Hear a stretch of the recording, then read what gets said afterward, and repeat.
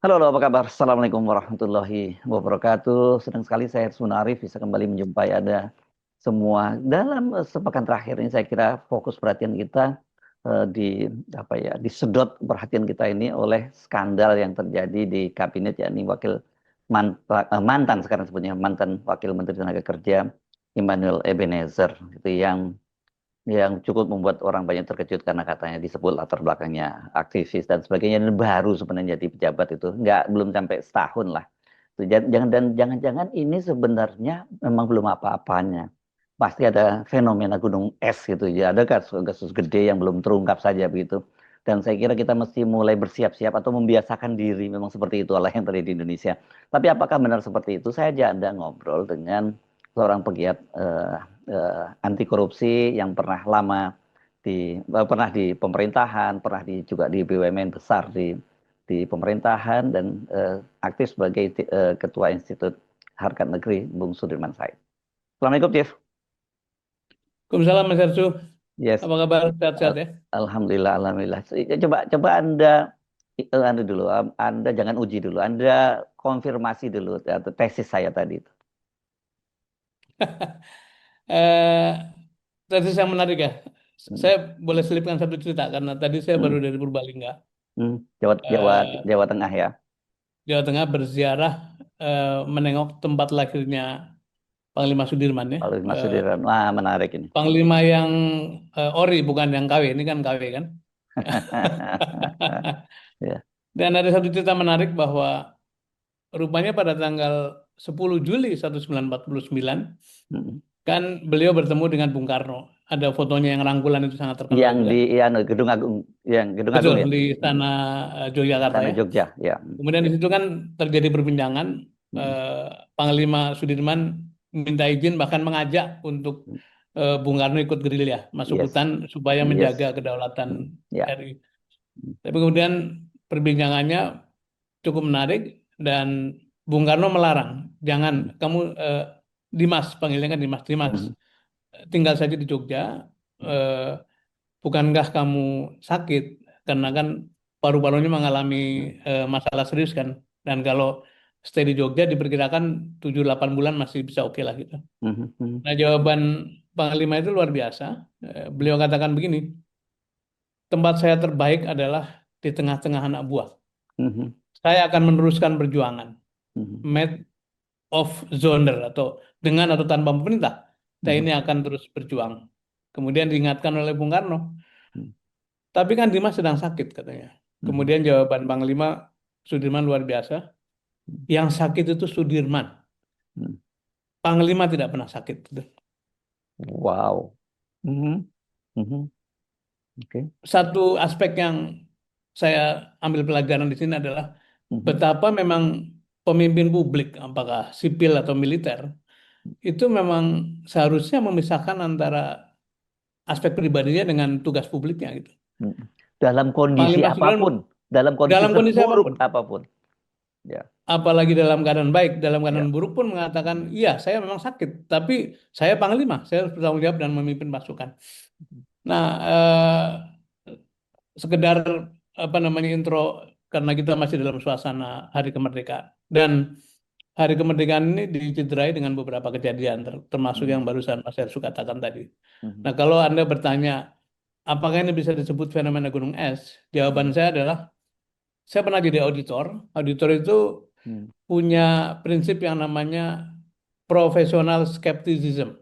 Yes. Oh. Skeptis, tapi didasari pada pertimbangan-pertimbangan profesional gitu. Nah, Nah, ini mirip-mirip wartawan ya. Sebenarnya wartawan itu juga harus selalu menyisakan ruang skeptisisme terhadap fakta.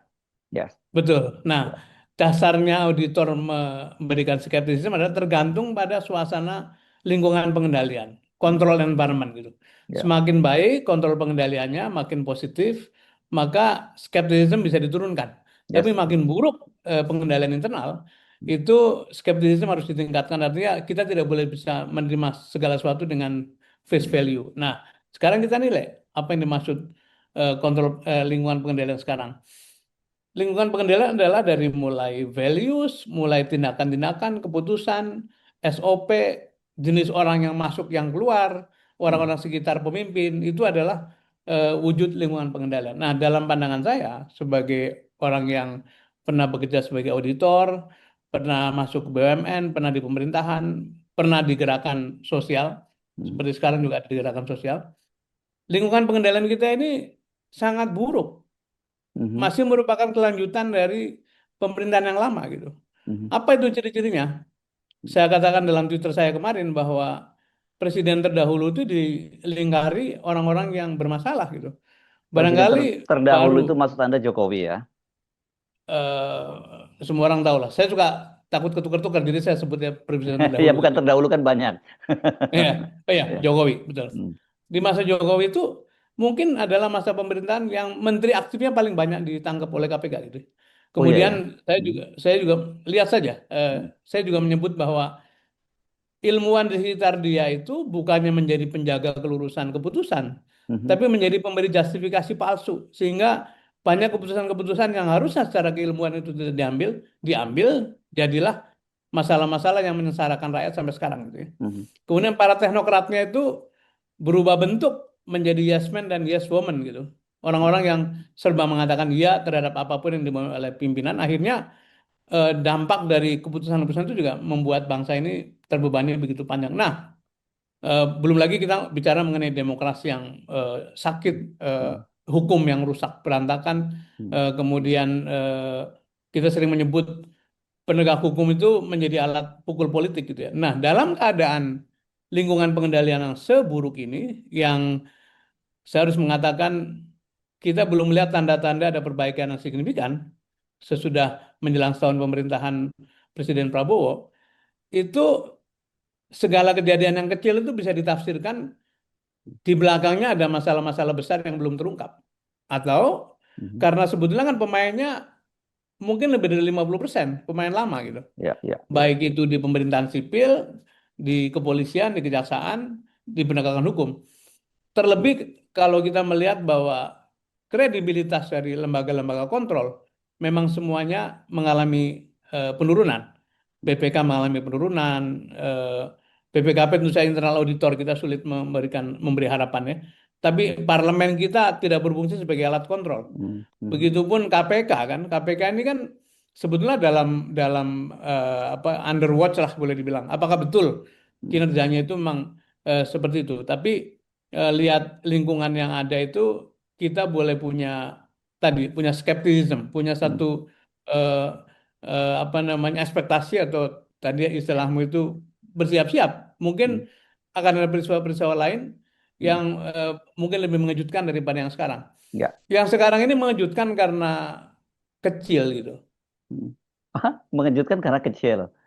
Iya, jadi begini, Mhm. kalau yang kecil saja dimakan gitu ya, dan itu Mhm. uangnya buruh kan.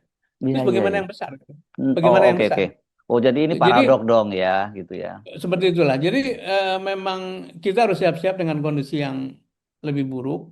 Mhm. Kita tidak punya harapan, tidak berdoa, tapi barangkali antisipasi itu harus kita siapkan lebih sebagai pesan kepada the current administration atau pemerintah Mhm. sekarang Mhm. untuk betul-betul menata semua aspek. Itu yang sebenarnya kita harapkan terus-menerus sampai hari ini. Gitu. Ya, nah, menarik Anda menyatakan tadi yang ini mengejutkan dengan anak kecil. Saya memang sedang termangu-mangu ketika membaca penjelasan dari Ketua KPK kemarin ya, ketika saya membaca bahwa ternyata ini Noel ini, kita nggak menyebutnya lagi Wamenaker ya, Hmm. Emmanuel Ebenezer ini mendapatkan uangnya yang 3 miliar dan kemudian motor Ducati itu dari seorang sultan di Kemenaker disebutnya begitu kan. Dan saya lihat tadi Sultan itu jabatannya itu sebagai koordinator. Saya menduga ini eselon 3 setidaknya karena di atasnya kan ada Wamenaker, ada Dirjen, Hmm. ada Direktur. Ada Direktur kan eselon direktur. 2 ya. Saya menduga Hmm. ini eselon 3. Bayangkan ada seorang eselon 3 yang kemudian disebut Sultan karena dia dikenal duitnya paling banyak dan kemudian dengan enaknya seorang wakil wakil menteri itu minta duit untuk membangun renovasi rumah dan kemudian dia tanya, "Kamu main sepeda motor gede ya?" Gitu. Sebagus-bagusnya saya pakai motor gede apa? Coba bayangkan. Jadi bagaimana ada sebuah ada pejabat itu yang disebut sebagai sultan? Saya melihat deretan tersangka kemarin ya di Ya. televisi, di berita-berita itu, saya sedih sekali Mas Hersu terus terang karena Mhm. di antara mereka anak-anak muda ya, masih Hmm. muda-muda tuh, Oh iya. Hmm. masih muda-muda. Dan menurut penjelasan pimpinan KPK itu kan sudah berlangsung bertahun-tahun. Jadi Yes. Hmm. Wamen nol itu masuk ketika Hmm. keadaan sudah berlangsung, kemudian ketika mendengar itu ada pemerasan, katanya Hmm. ya kira-kira bagian gue mana lah itu. Sambil Iya. di Hmm. luar, tampilan di luar tuh seperti pahlawan yang membela Hmm. nasib kaum buruh, Hmm. Hmm. yang membebaskan ijazah dari Hmm. perusahaan-perusahaan yang menahan segala macam, sangat dramatis. Tapi Hmm. itu artinya level sensitivitas itu sudah nol.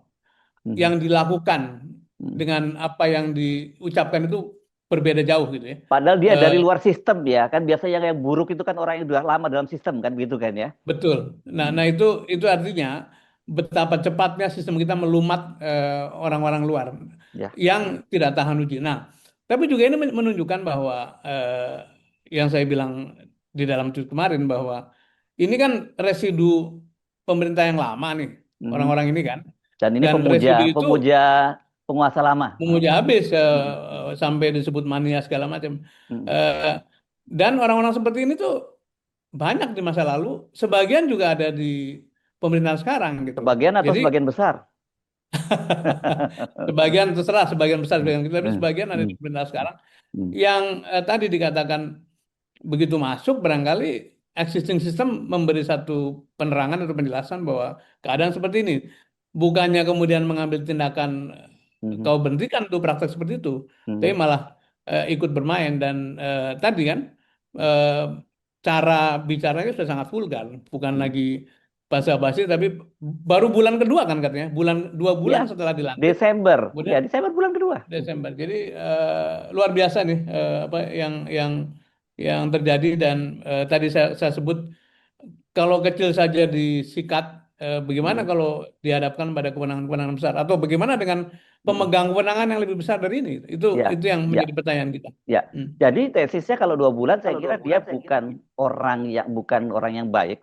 Kemudian masuk dilumat oleh sistem jadi garbage in garbage out. Tapi memang sejak awal dia memang garbage dari luar gitu dan masuk dalam sistem yang memang rusak juga gitu. Jadi kira-kira chemistry-nya sebenarnya sama, cuman 11-12 begitu lah gitu. masuk Ya. langsung Hmm. nyambung, kira-kira Yes, gitu ya. ya, ya, Iya. ya.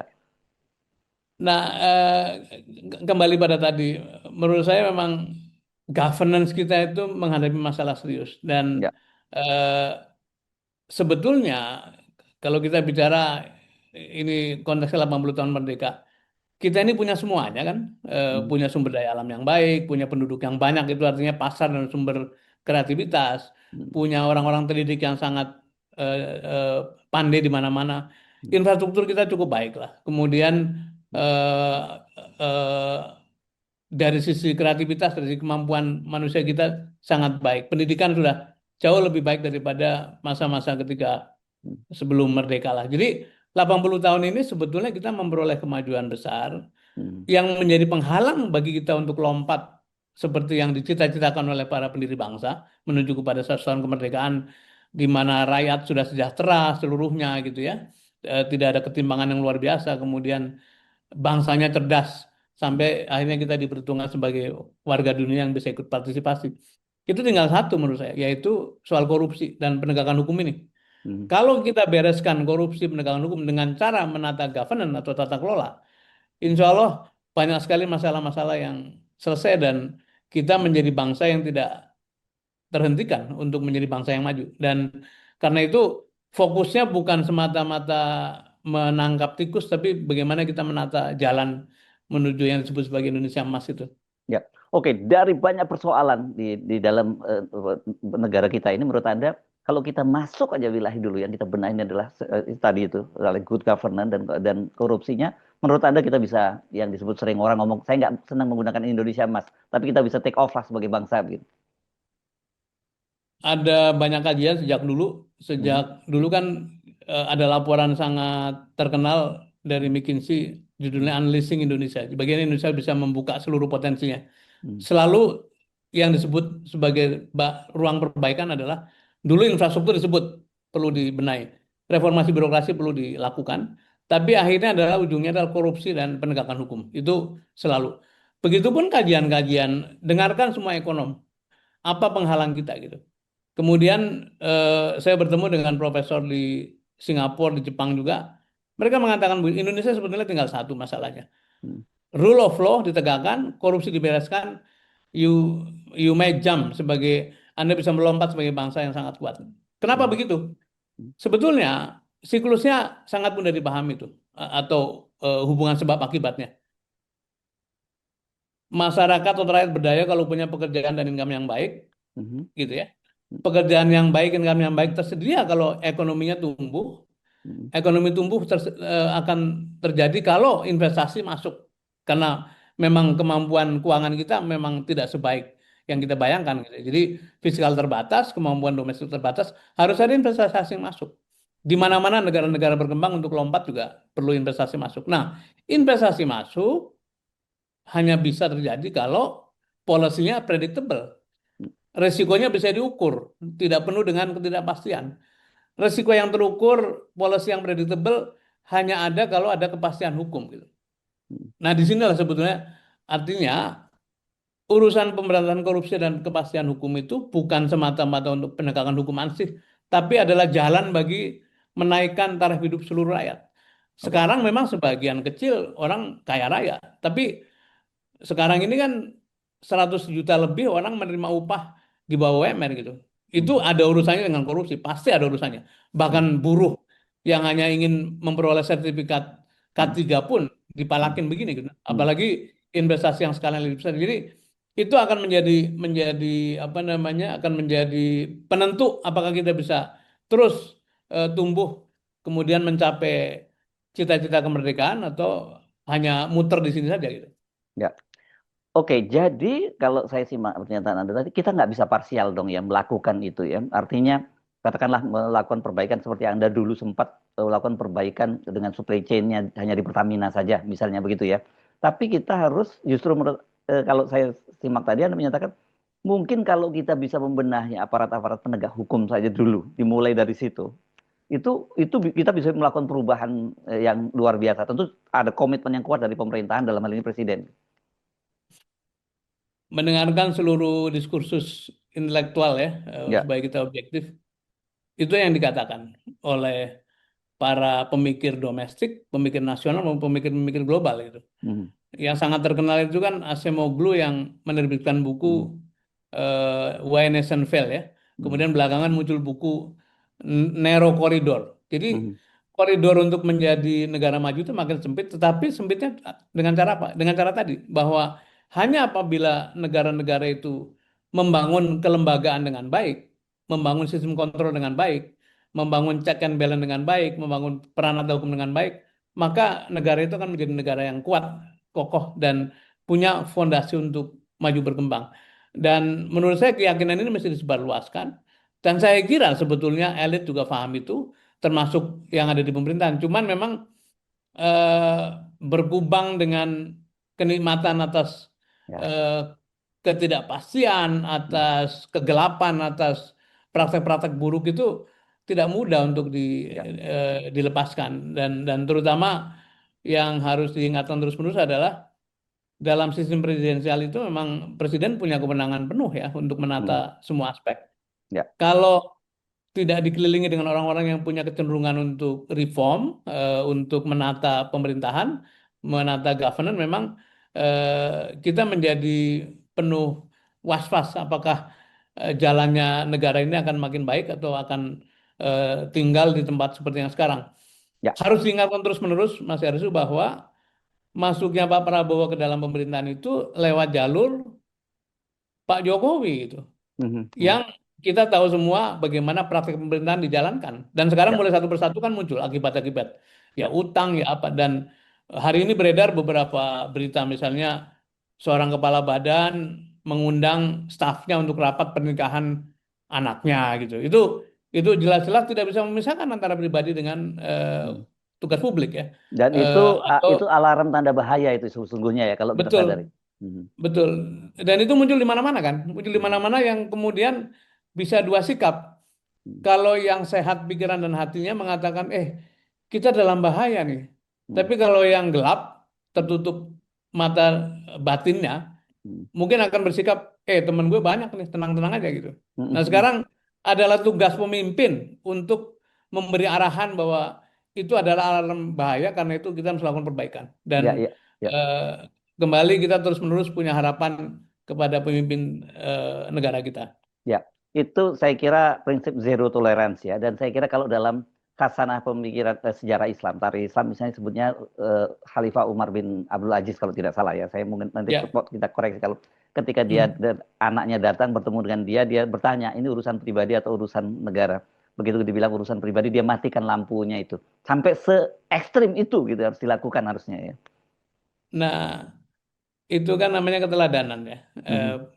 Bila pimpinan tertinggi di level manapun, apakah di Ya, pemerintahan pusat, di daerah, di kementerian, di kabupaten, menjalankan prinsip tadi zero tolerance itu, menurut saya kita akan dengan cepat. Karena sebetulnya kan kita ini masyarakat yang paternalis ya. paternalistik ya. Ya. Mhm. Ngelihat Mhm. atas.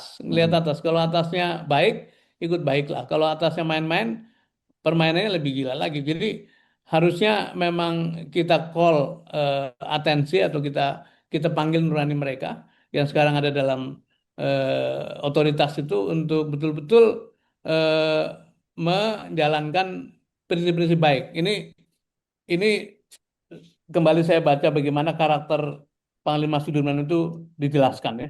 Mhm. Jadi Panglima Sudirman adalah pribadi yang Ini eh, ini idolanya Pak Prabowo ini loh, Pak Panglima Sudirman nah, ini. Mhm. kebetulan ya kita Ya. kita ingatkan. Saya Mhm. baca sekarang. Mhm. Jadi Sudirman itu adalah spektrum yang mewakili nilai-nilai dermawan, karena seluruh harta bendanya dihabiskan untuk berjuang, Mhm. sampai cincin kawinnya pun diserahkan pada negara untuk bantu para tentara-tentara itu. Mhm. Bersahaja, hidupnya sangat sederhana, Mhm. menjaga kehormatan, gigih dalam berjuang, punya keberanian, teguh dalam prinsip, tulus ikhlas, tawadu, kasatria, batinnya bersih, dan istiqomah.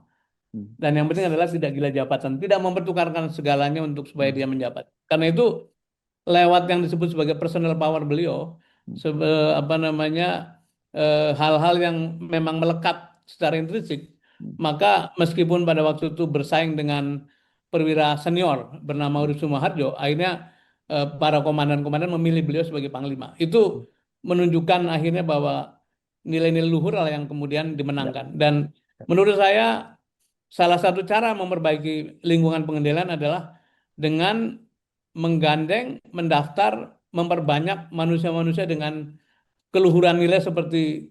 Panglima Sudirman ini. Dan Ya. menurut saya di sekitar Pak Prabowo harusnya banyak. Nah, Ya. tinggal pilihannya Ya. mau siapa gitu, pilihannya Ya. mau kemana gitu. Oke, mari kita menggunakan kacamata yang positive thinking, husnuzon, ya gitu. Ya, Pak Prabowo kan berkali-kali dalam berbagai kesempatan membangun narasi soal korupsi itu, yang bahkan ya, menyebutnya bahwa sampai ke Antartika akan dikejar dan banyak orang yang kemudian pesimis, skeptis, bahkan menyatakan bahwa itu hanya omon-omon saja.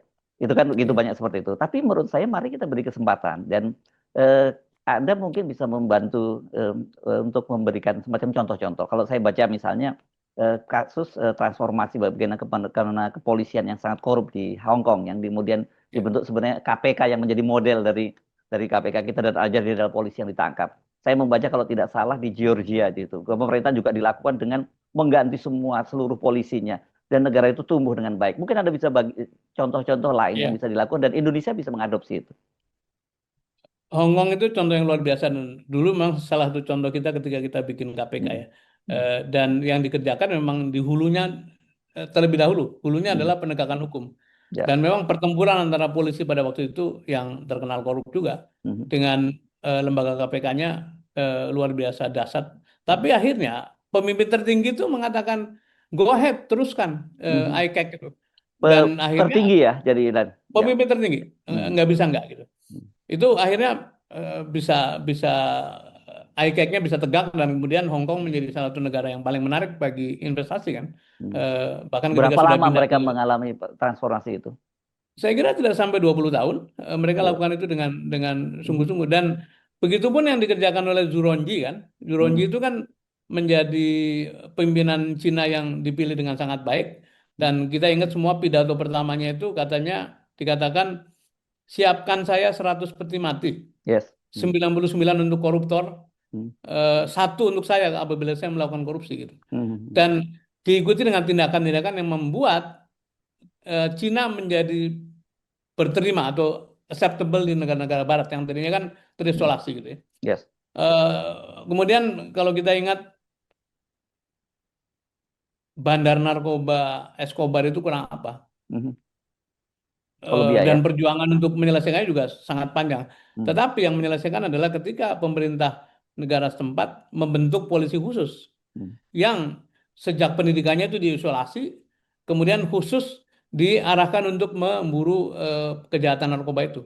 Hmm. Dan ketika proses itu terjadi, artinya ada satu proses isolasi yang sangat baik, maka jadilah itu apa proses penangkapan Escobar dan menjadi kenyataan dan akhirnya memang Ya. bisa diselesaikan meskipun tentu tidak bisa bersih 100%.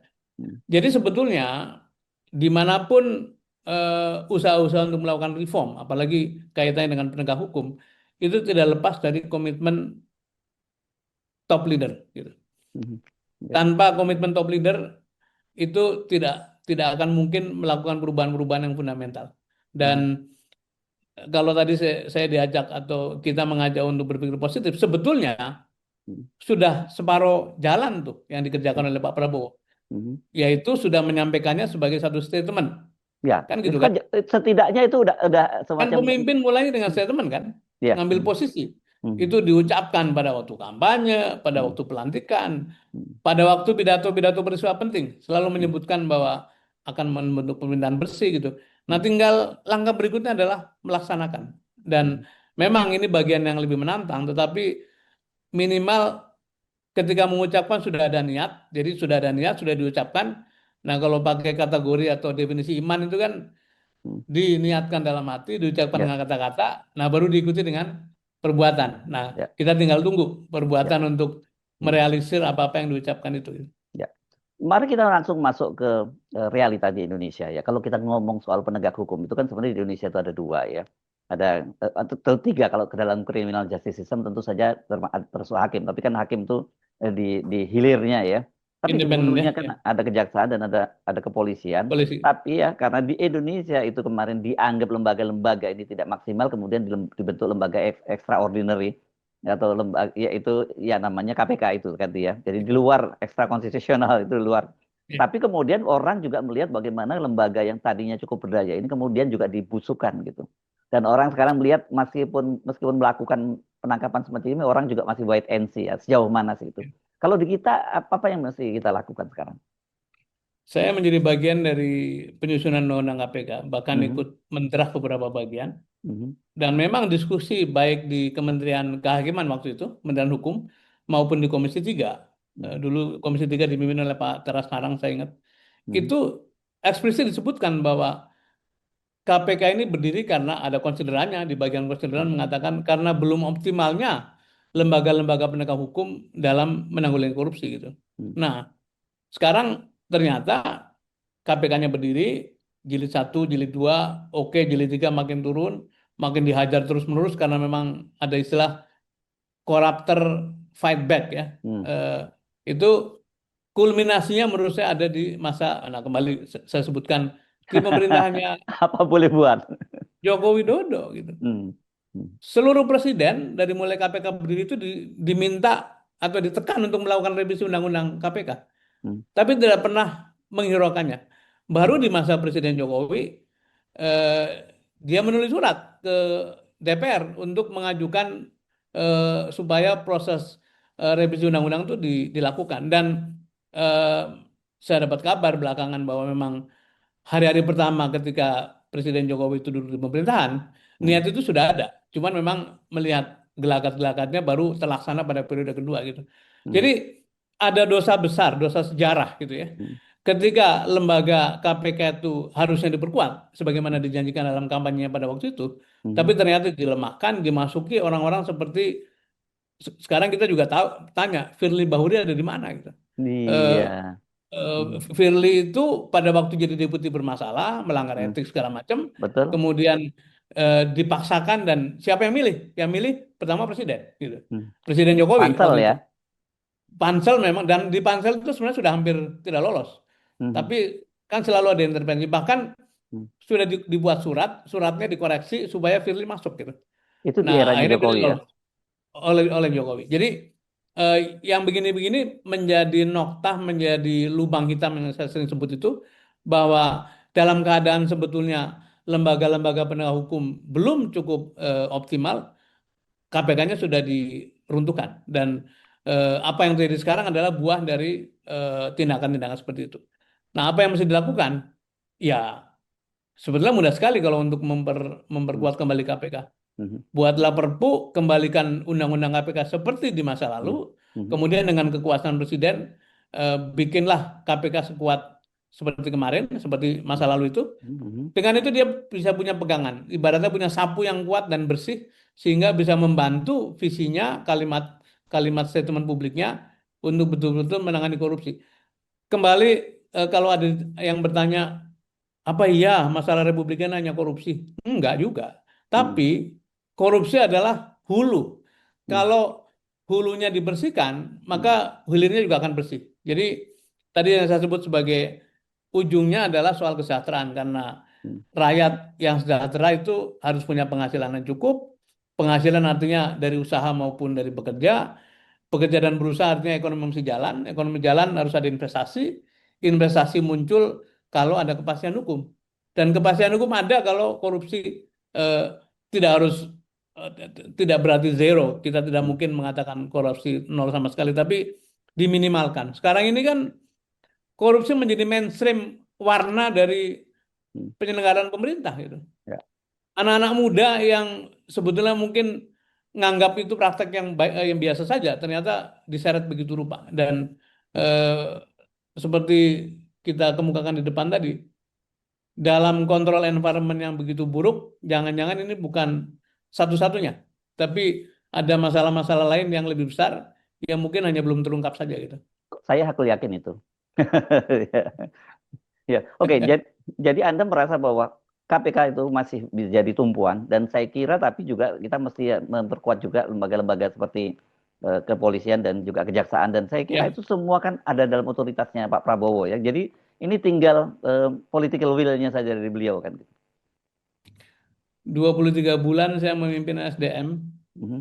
yang mulanya dengan suasana yang saya harus katakan begitu buruk ya. Ya. Tapi ketika ditata, jamaah SDM ikut kok, gitu. Mhm. Itulah fungsi dari power, dari kekuasaan gitu. Ya. Kalau pemegang kekuasaannya itu bersih, memberi teladan yang baik, tidak menampakkan ada kepentingan pribadi, barisan panjang di belakang ikut. Mhm. Itu hanya seorang menteri loh, Ya. dan hanya 23 bulan gitu. Mhm. Bagaimana kalau presiden yang kekuasaannya begitu besar, Mhm. yang bisa nunjuk menteri kapan saja gitu, Mhm. kemudian membersihkan lingkarannya dengan orang-orang yang menggantinya dengan orang-orang yang tidak punya masalah dan punya orientasi reform. Menurut saya seluruh publik akan menyambut baik. Dan Ya. Mas Hersu, saya berkeliling ke berbagai pelosok selama kemerdekaan ini, dialog dengan masyarakat di desa, pengetahuannya sama dengan kita yang di kota, yang di Jakarta. Jadi Mhm. sebenarnya tidak boleh underestimate bahwa rakyat seolah-olah tidak tahu. Masyarakat Yes. tahu betul Ya. situasinya. Dan Ya. menurut saya ini panggilan kesekian kali bahwa Pak Presiden, you need to do fundamental reform. Mhm. Loophole, apa namanya, black hole atau lubang hitam yang ditinggalkan oleh pendahulu Anda itu membutuhkan koreksi total. Dan koreksi total itu terjemahan singkatnya atau sederhananya dua saja. Tegakkan hukum Mhm. setegak-tegaknya, korupsi diberantas. Kalau Ya. dua itu dilakukan, maka seluruh visimu untuk membuat Indonesia ini menjadi negara kuat yang dipandang oleh dunia, rakyatnya makmur, adil, sejahtera itu akan terwujud. Dan insya Allah itu akan mendapat dukungan dari segenap elemen masyarakat. Ini luar biasa Pak Sudirman, Pak Sudirman, saya tadinya saya sebenarnya dan banyak orang di luar sana juga sudah hopeless dengan situasi itu. Tapi setidaknya pembicaraan kita ini memberikan semacam peta jalan buat kita semua ya, dan saya kira kalau apa yang Anda sampaikan tadi dilakukan oleh pemerintahannya Prabowo, rakyat itu akan berduyun-duyun berdiri di belakang Pak Prabowo, sebesar apapun kekuatan yang disebut Ya, kekuatan-kekuatan jahat, kekuatan oligarki yang ingin menghambat itu semua ya. Oke. saya boleh menutup dengan Hmm. satu pandangan ya. Ya. Katanya hard times creates great leader. Jadi Oke. keadaan sulit itu akan Hmm. memunculkan pemimpin yang Hmm. hebat.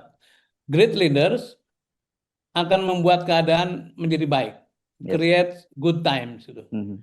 Nah, good times itu memberi peluang bagi munculnya weak people, weak leaders gitu, karena Hmm. masuk comfort zone gitu. Hmm. Nah, keadaan buruk nanti akan menciptakan lagi pemimpin kuat. Jadi, Ya. menurut saya yang mesti dijaga adalah kewarasan kita berpikir, batin kita terjaga, karena siklus itu selalu muncul dari waktu ke waktu, dan kita nggak boleh putus asa. Kita harus Ya. suarakan terus bahwa yang punya hak adalah rakyat yang membayar pajak, karena Hmm. itu tidak boleh negara itu hanya dikontrol oleh keserakan para elit, karena sudah pasti itu akan membuat rakyat banyak celaka gitu. Yes. Dan mudah-mudahan 80 tahun merdeka kita punya waktu untuk melakukan refleksi dan koreksi. Yes. Dan inilah momentumnya, begitu ya? Sekiranya begitu. Betul, Ya. betul. Baik, terima kasih atas perbincangan kali ini. Sampai ketemu lagi. Terima kasih. Assalamualaikum Thank warahmatullahi you. wabarakatuh. Waalaikumsalam warahmatullahi wabarakatuh.